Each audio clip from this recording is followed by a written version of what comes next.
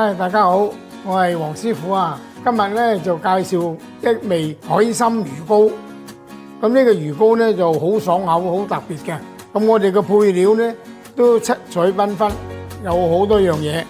個長度咧，因為每個材料咧都不一嘅，咁大約咧係2寸到咯，咁就啱噶啦。咁我而家咧就將啲材料咧飛咗水先。韭菜花、蒜心要飛，沙葛咧佢炒嘅時間咧佢冇咁容易熟嘅，咁所以飛水咧一嚟就靚啲啦，二嚟咧就快啲熟啦。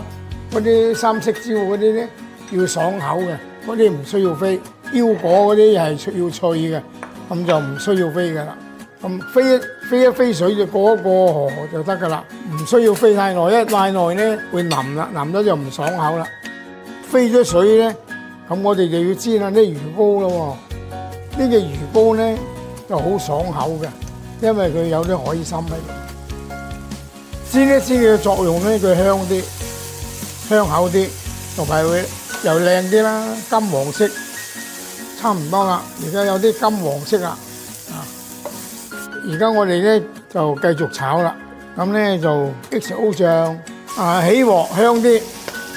咁咧就落啲蝦乾、菜脯絲，即係呢啲爆嘅爆香呢個咧，效果就會好啲嘅。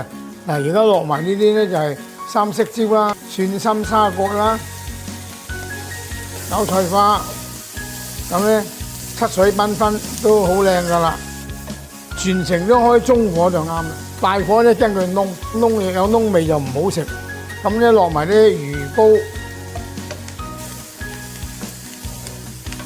材料落齊之後咧，我哋落適當少少嘅生粉水，咁咧落少少砂糖調味。XO醬本身咧夠味噶啦，落少少砂糖調味已經夠噶啦。咁落得咁多蠔油。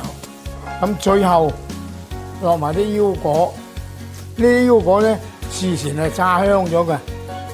最後個步驟落少少欖油，欖油咧等佢靚身啲啊，即係炒嗰碟嘢出嚟咧就立令，咁咪變咗靚仔啲咯。